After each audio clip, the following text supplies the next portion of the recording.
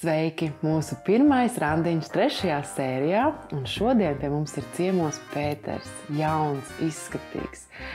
Bet mums vēl jāuzzina, kāds tad viņš ir, kāds viņam ir raksturs un ko viņš vēlas savā dzīvē.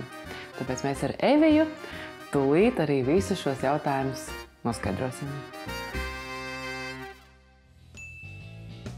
Mani sauc Pēteris, esmu no Valmieras. Man ir 31 gads, strādāju mežsaimniecībā un esmu brīvs.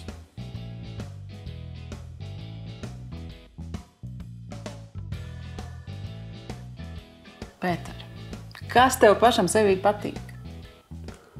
Man patīk spēja laikam darboties, būt aktīvam, visur piedalīties, organizēt, strādāt. Strādāt tev patīk? Strādāt varbūt nē. Drīzāk vairāk nopelnīt naudu, bet, lai nopelnīt naudu, laikam ir jāstrādā. Šodienas sarunā mēs iepazīstam Pēteri un viņa sociotips ir Džeks. Šī tipa sociālā loma vai uzdevums pasaulē ir būt uzņēmīgam cilvēkam.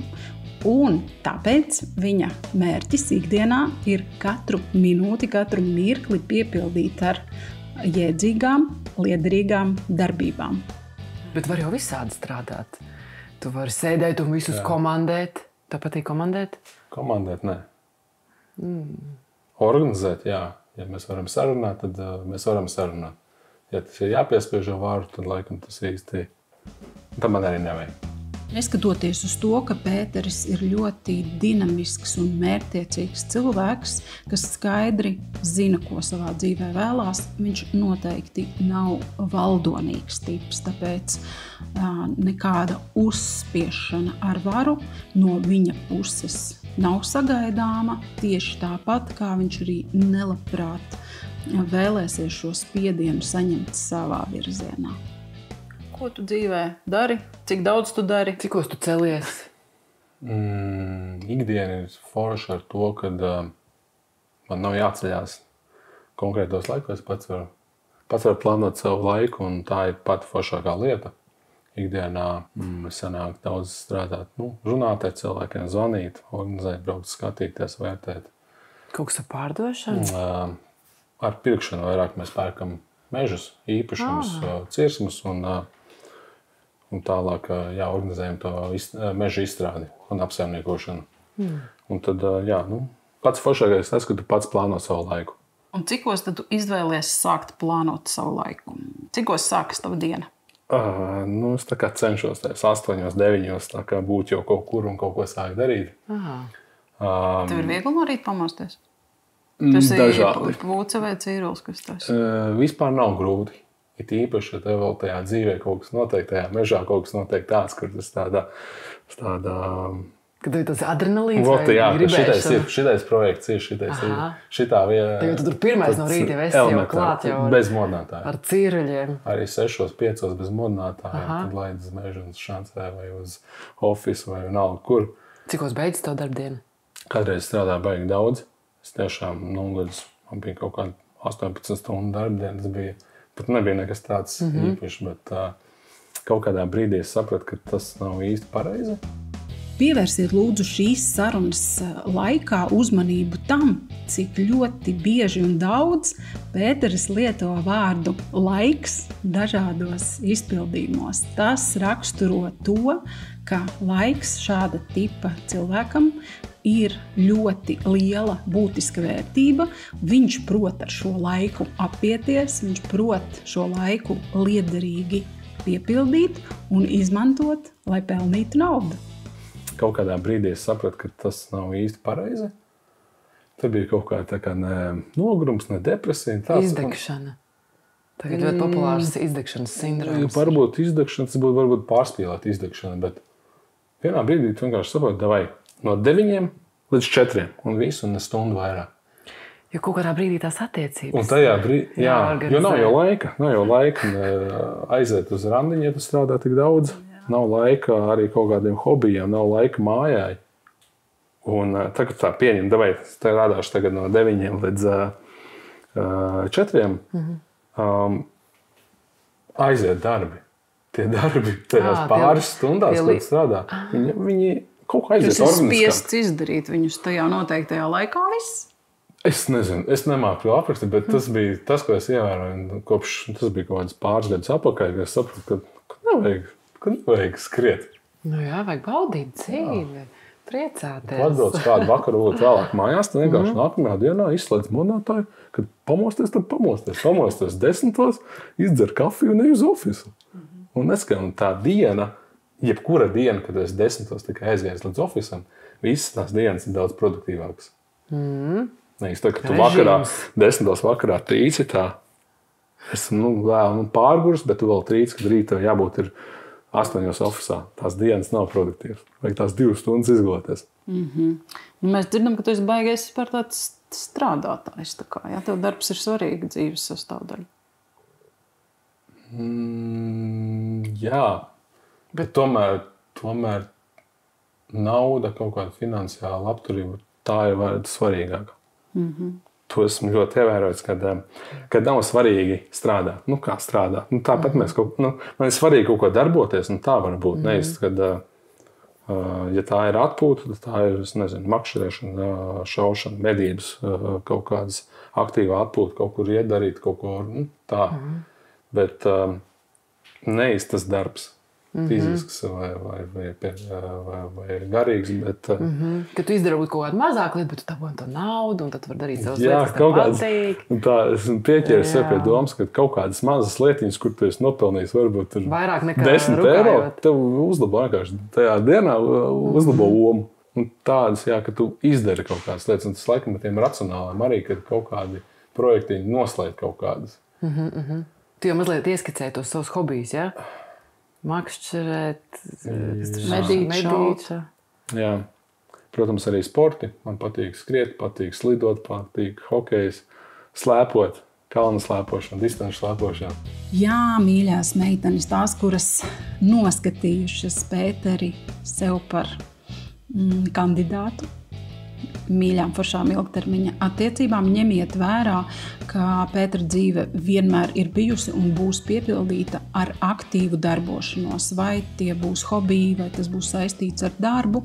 Tāds ir šis sociotips. Tā tas cilvēks ir iestatīts, ka darbs, savā ziņā darbaholisms un būšana kustībā, tā ir neatņemama šāda cilvēka uzvedība, viņa daba, viņa būtība.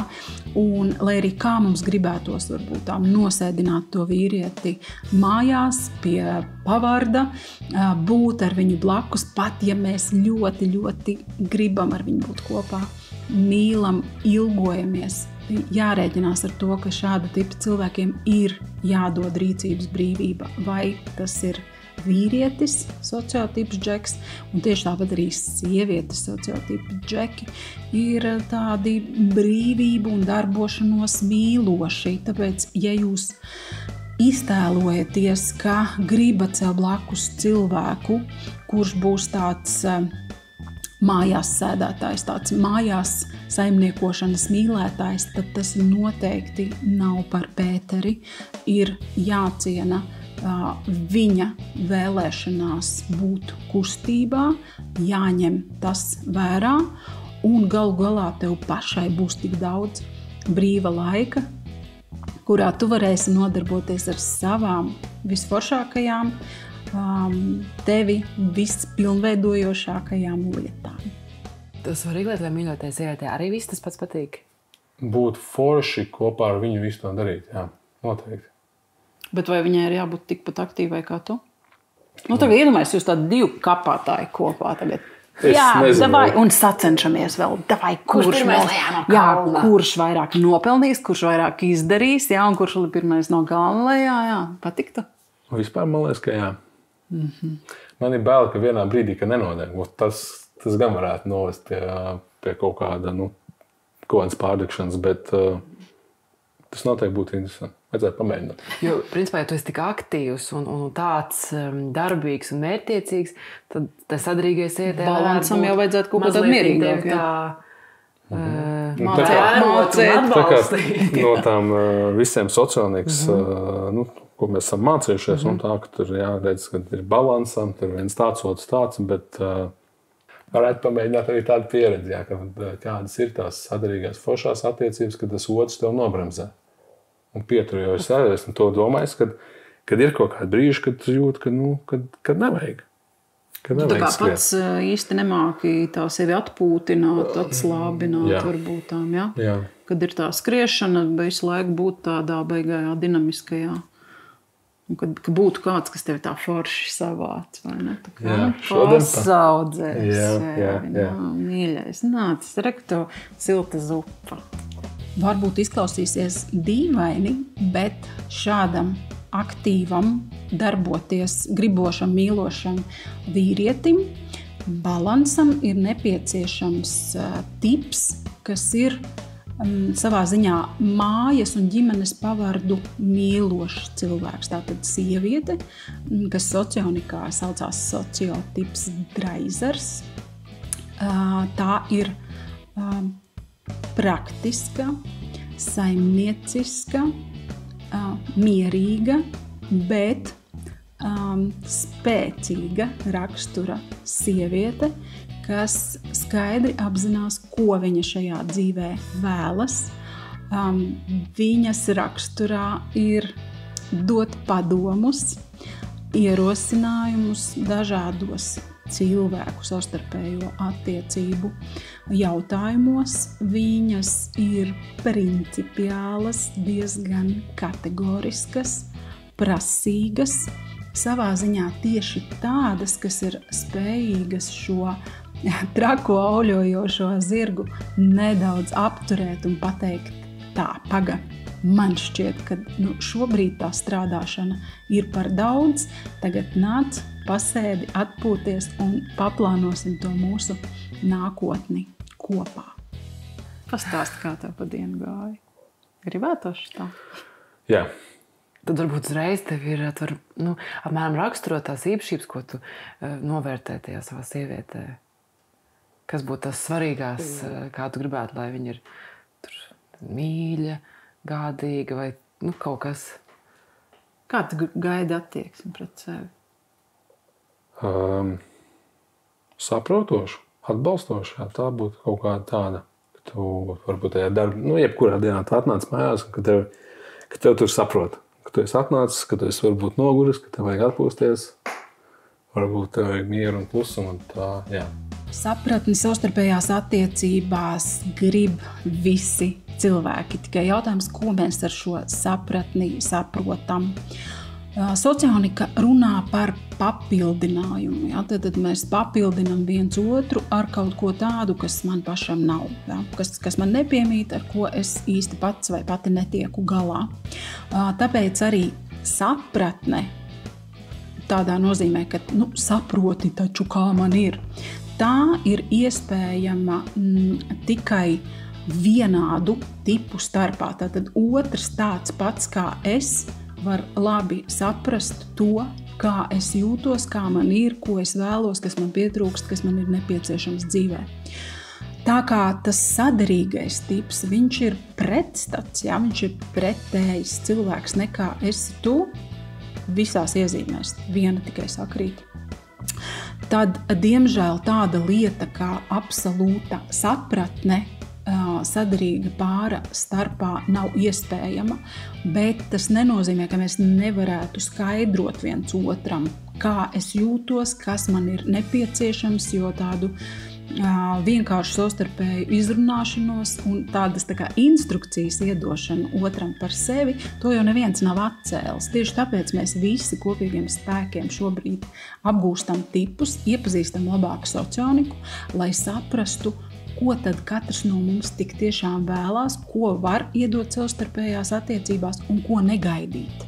Tas ir diezgan utopiski vēlēties, lai otrs nolasa no tavām acīm vēlmes, lai viņš iejūtas tavā ādā, to var tikai otrs tāds pats kā tu, bet šis saderīgais pretstats, viņš diemžēl nekādi nevar iekāpt tavās kurpēs un paust šo absolūto sapratni, pēc kuras kāds no mums iespējams ilgojās. To mēs brīnišķīgi varam meklēt draudzībā, atbalsta kaut kādās grupās, dombiedru grupās. to visu mēs varam gūt, bet jāatcerās, ka attiecībās no viena cilvēka, kurā nav iemiesojies viss pasaules labāko īpašību kopums, no viņa mēs nevaram prasīt visu. Mēs ne no vienām attiecībām nevaram gaidīt to, lai otrs cilvēks absolūti ievieš dzīvē visas tavas vēlmes, sapņus, prasības, kaut kas tajā visā, diemžēl, noteikti pietrūks. Un tad atpūta arī, lai ir arī tas pats saprotoši, atbalstoši, vai ne? Taču nevajag kādu, kas tev visu laiku saka, ko darīt, jo tu jau pats zini, ko darīt. Jā. Plāniņš ir visu laiku, vai ne? Plāniņš ir visu laiku, un no tās teorijas tam džekam, kad viņam nav tās pašsensorikas, un kad viņi varētu tā kā riktēt, nē, tās ir totāls bremzes. Ja kāds tev saka, tu aizēj to, izdari to, atnes šito, tur ir pilnīgi... Tu uzreiz pret. Tā kā... Tev pašam savu galvu uz pleciem, vai ne? Tu pats zini, kā tevi uzrunāt? Kā tevi, piemēram, kaut ko vēlās tā tava sieviete? Kā viņai kaut kādas zīmju valoda? Jā, kā pateikt? Man liktos tā, ka pašam, es jau labprāt to visu daru, bet es gribētu tā kā, ka nekomandē. Tu gribētu tās norādes tad tā kā izziņā saņemt tādā saraksta veidā vai kā? Bez norādēm nevar? Bet, piemēram, kaut ko vēlās cilvēks. Jā, kā viņam to pateikt? Tāpat tiešo nevar. Mīļais, es gribu šodien doties vakariņās. Tad ejam.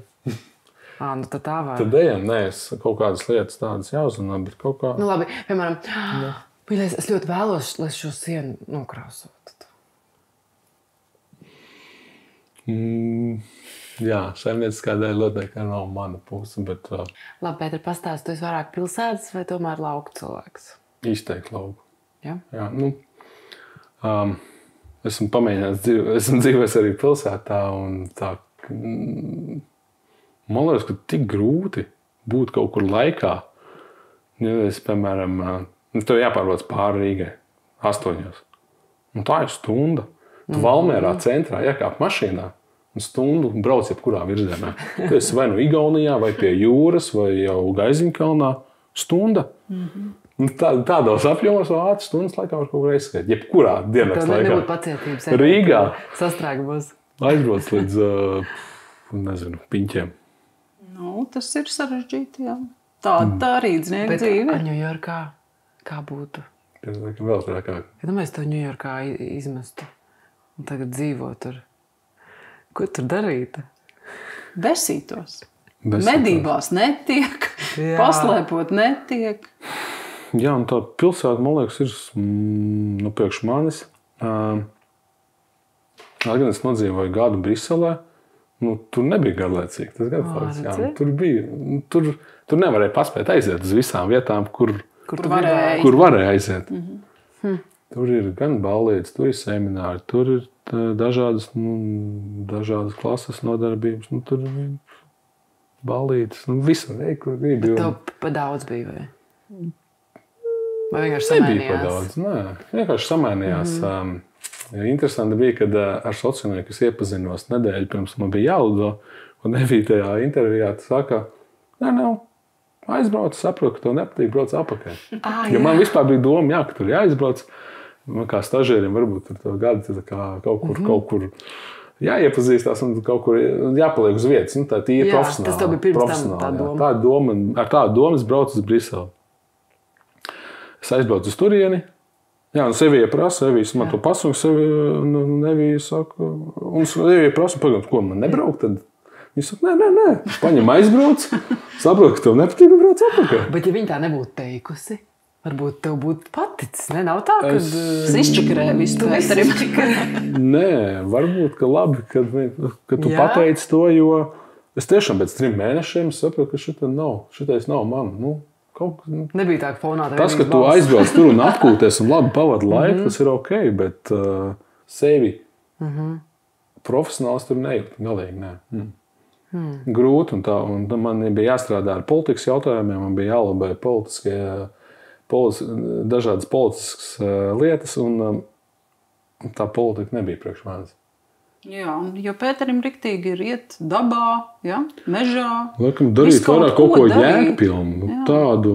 Ja tu nozāģēji mežu, tu nozāģēji mežu. Ja tu saražo tur baļķi kaut kādu apjomu, viņš saražoja. Tu atrod kaut kādu labāku vietu, kur viņus realizēt.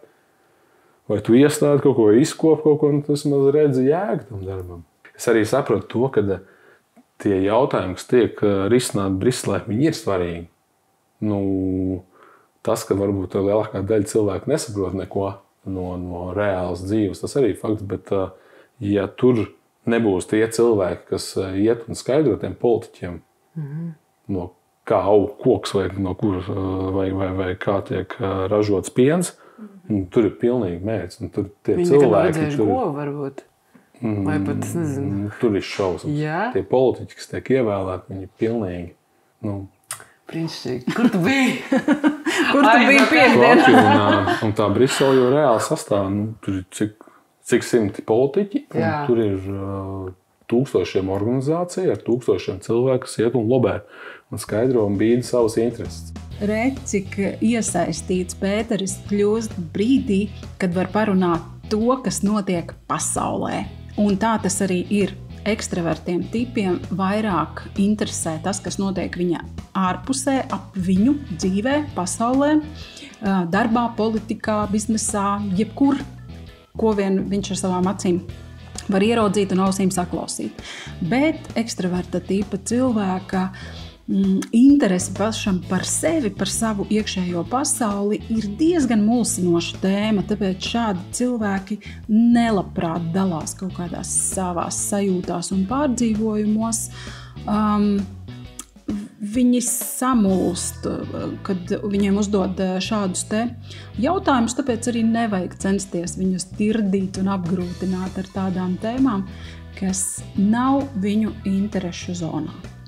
Ja mēs neiesim un neskaidrosim politiķiem, tad viss būs slikti. Tad to mežu mēs necirtīsim ātri, tās govs mēs neturēsim ātri, bet no kāda taisīs mēbeles vai kādu pienu dzersim, nezinu, kas notiks. Viņi tur tādi sēž un kaut ko gudri filozofē, attālināt no realitātes.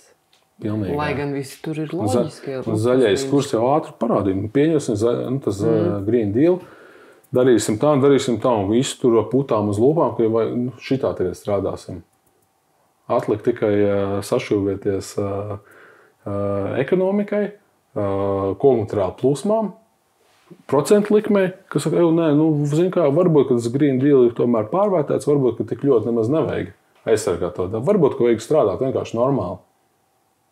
Un tagad par to runā, ka zaļajām kursām jābūt saprātīgam. Šo vēlēšanu lozungs tāds bija. Redz,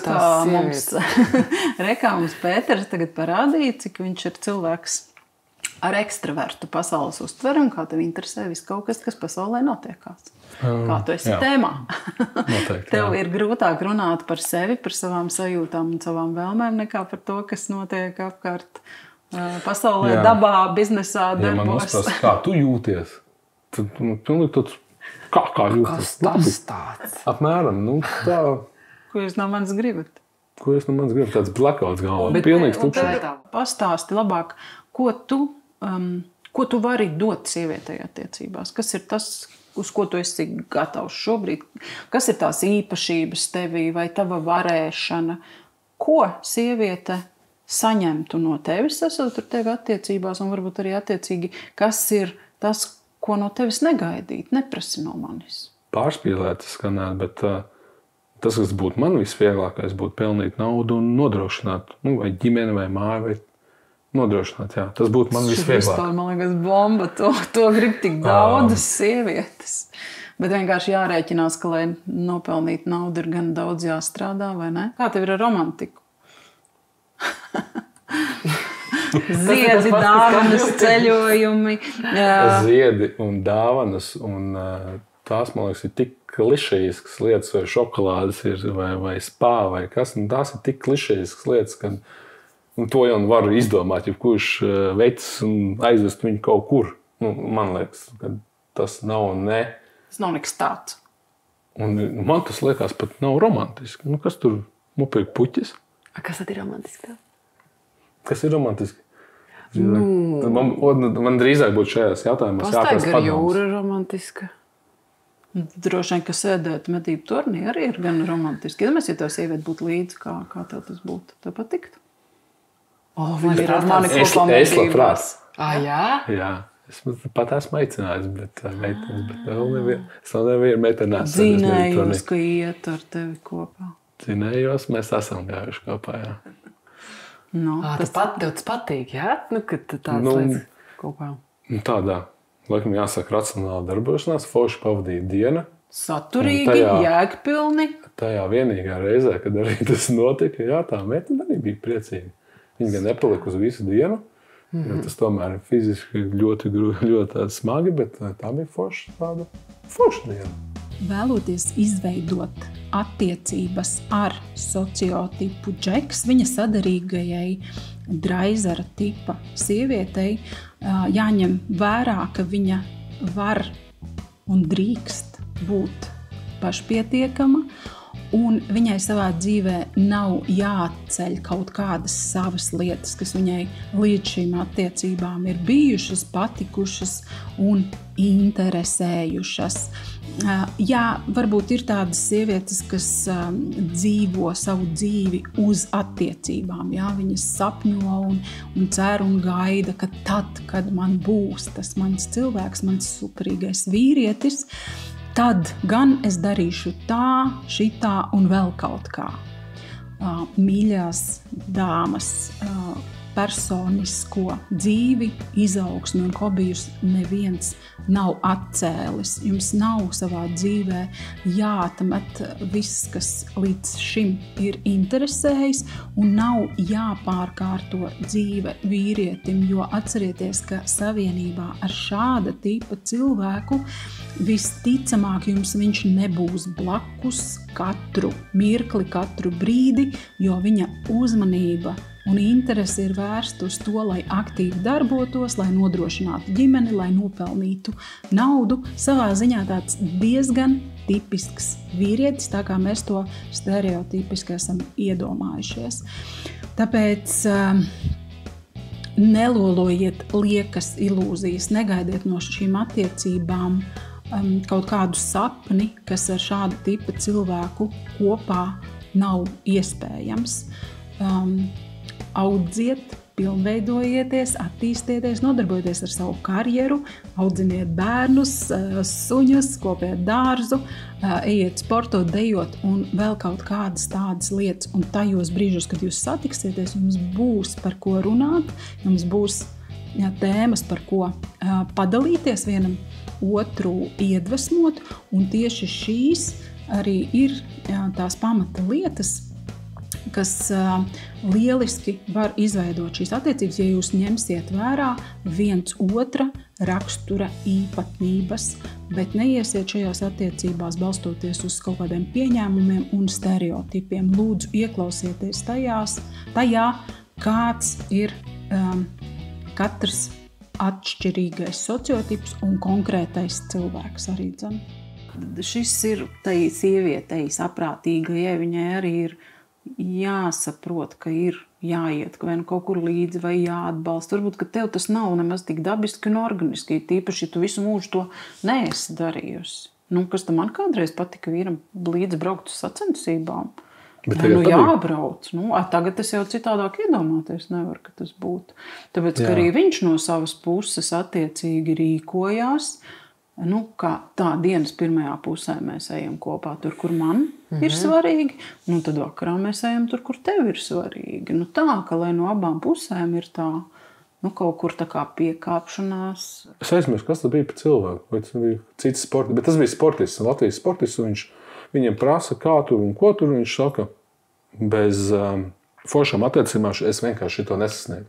Es nebūtu tādā fiziskā formā, ja man mājās nebūtu labas attiecības, kas man atbalsta. Protams. Tik elementāri. Jā. Super. Varbūt kādam citam tas nebūtu tik svarīgi, vai tomēr visiem būtu svarīgi, lai ir šis te mājās. Bet tev mājās pasaka, nē, Vai ne? Man jāiet uz treniņu. Nē, tev nav jāiet uz treniņu, un mēs... Sākās tas šis... Protams, Mums bija iepriekšējās sarunas ar citiem čaļiem, kuri īstenībā neizteica šādas vēlmes un attiecībās, ja?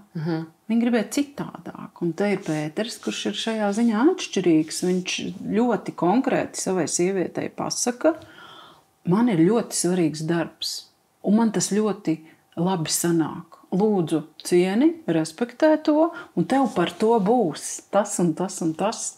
Tā kā šitais ir baigi svarīgi, un tām meitenēm, kas šajā ir gatavas ieklausīties, kuras novērtēs to, ka ir cilvēks, kurš dara, kuram sanāk, kurš to no visas sirds vēlas darīt. Meitenes, jums būs ieguvumi pretī attiecībās. Ja? Tas ir ļoti būtiski, ka mēs nevaram attiecības veidot vienkārši balstoties uz kaut kādām savām vēlmēm vai savām iegribām vai saviem kašķiem vēl trakāk. Ja?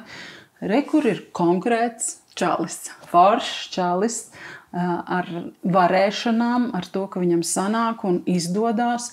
Un ja tu esi gatava pieslēgties ar to, ka tu viņu atbalsti, novērtē un, kas arī ļoti svarīgi, tu viņam dod viņa laiku un brīvību, tad tas būs vienkārši ļoti skaisti. Un mēs pēc gadiem tevi intervēsim un tu teiksi, tas viss, ko es esmu sasniedzis, ir pateicoties sadarīgām attiecībām. Pateicoties Evijai un Socionikai. Labi. Pētera darbam un pacietībai tajā visā. Paldies, ka tu biji tik drosmīgs un pie mums atnāci. Jo tas tiešām ir liels solis laimīgākai un saskanīgākai nākotnē. Juhu! Salūts!